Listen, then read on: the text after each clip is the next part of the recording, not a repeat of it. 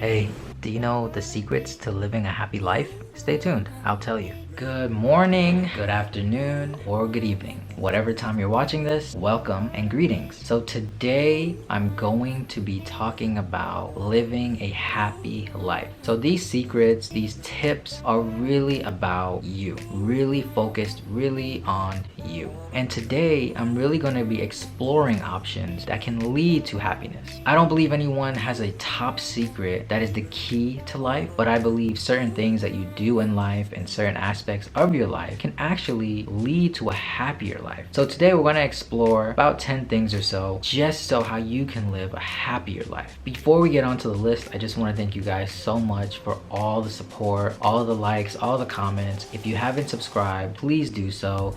It really means a lot to me. Thank you so much for helping me grow. Thank you guys so much. Secret number 1. First thing is about stress management.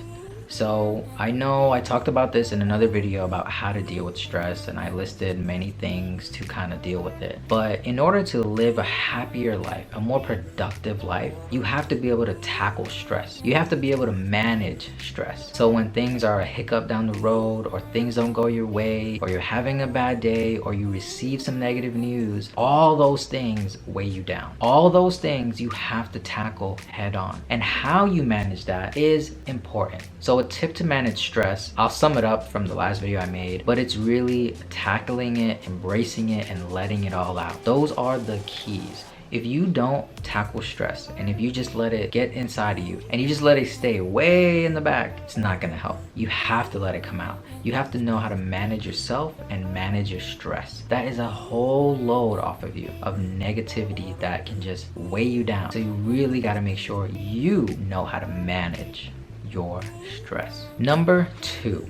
So here you need to find your passion. Now this one is incredibly hard, because how do you know what you're passionate about? I honestly don't know. So what you have to do is you have to try. You have to explore. You have to dive into options. You can't turn things down. Now of course, if you hear something that you may not be interested in, of course don't do it. You don't have to try everything. But how do you know that it's something that you actually are passionate about? So if you're thinking about it all the time, if it's something that you actually are good at, if it's something that makes your brain flow and your creativity comes out whenever you do this, that's your passion. If it's something that you can't go a day without, that's your passion. Finding your passion though is not only about doing it every day, but it's about helping you become happier in life. So when you find that passion, guess what happens? Your positive energy and your positive thoughts, you just being positive, all that goes towards that passion. And that's gonna push you more. It's gonna help you become better in life. It's gonna help you become happier in life. So that's tip number 2, finding your passion. All right, tip number 3. Tip number 3 is all about positive thinking.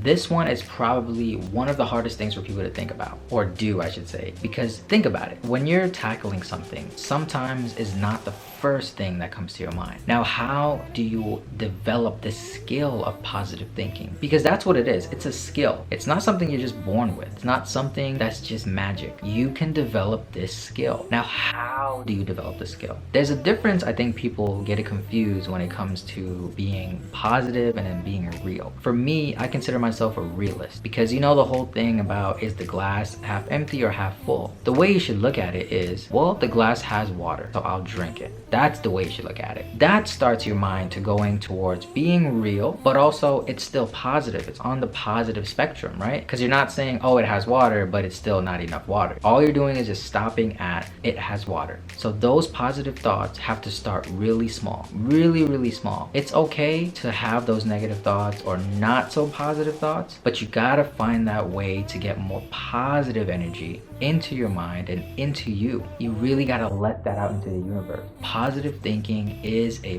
big secret. Number 4. So number 4 is going to be about celebrating little victories. Now you might be saying, oh, but why should I celebrate something small, something minuscule? Well, remember the last point about positive thinking? When you're celebrating little things, your life becomes happier. You see yourself being more positive, and you're also going to feel better. And at the end of the day, that's what you want. You want to feel better. You want to live happier. So what you have to do is celebrate the little things. And it's not about what other people think are something you should celebrate. It's about what you celebrate. So when you celebrate the little things, you don't have to throw a parade, but you should definitely pat yourself on the back. You should definitely reward yourself. Take yourself out to get something nice to eat. Buy yourself a nice outfit. Whatever you gotta do to celebrate those little victories, it's fine. And like I said in another video of mine about working out, celebrate little victories is about starting small. So with the workout video that I did, it was about just going 15, 20 minutes, 30 minutes even. It was just about getting up and doing it, and then celebrating that little step. Gets you going, gets that momentum of positive energy and positive thinking. That leads to living happier. Number 5. Number 5 is about being creative and not being afraid to fail. Now I have to say, this took me a long time to really get into. Sometimes when you're creative, you always think about the end result, and you're always thinking about the comments you're gonna get, or the likes, or the praise that you're gonna get. Now what I realized, it's not really about that. What it's really about is you doing something that you like, and it's also about you being creative, and it's also being proud of your own work. So of course, if I'm proud of myself, other people are gonna see that I worked hard and I tried hard and I care, and that's my passion. So what you have to do is be creative about whatever it is you're doing. Any idea that you have, it's not insane, it's not crazy. You just have to do it. You have to try. Now with trying, when you try, doesn't mean it's gonna necessarily work, right? So the next time you're creative about something, you have to take a different approach. That's what I've been doing when I'm editing videos. I play around with different effects,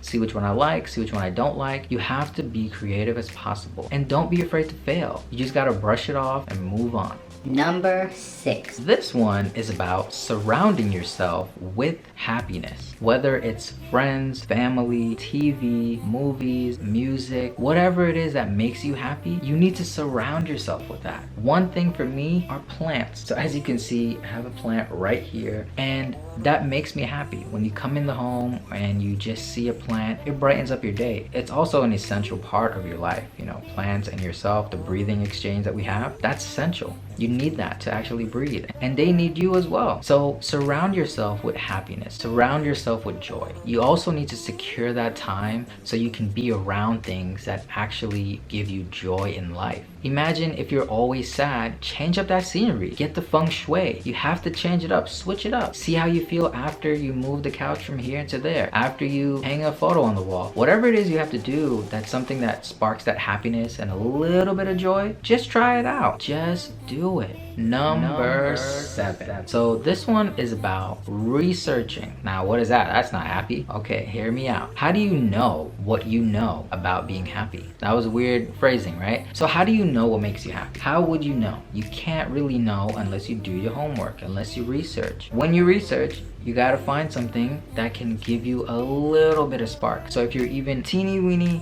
interested in that thing, try it out. You gotta start really back. You gotta research things that are free, so that way you don't have to worry about money. So for example, beaches are free. For example, yoga is free. For example, parks are free. Just going outside and walking around, that's free. If that brings you a little bit of joy, guess what? Do that. It's okay. Remember, you wanna get that energy flowing. So whatever positive energy goes inside of you when you're just going outside for a walk, or just going to the beach, or wherever it is you're doing, that's happiness. You have to secure that time. But it all starts with the research. And research is not only about just researching things that are free, but it's also about where to go. Because you can go to a beach, but if the beach is not so great, you need to see what beach is the best for you. And that's it. Then you go there, and then you have a great time. Because if you're not researching before you get to a destination, you might not like what they have, but you could have avoided that trip if you researched it beforehand. So that's why this tip, important to do research before you go, and then go. Number 8.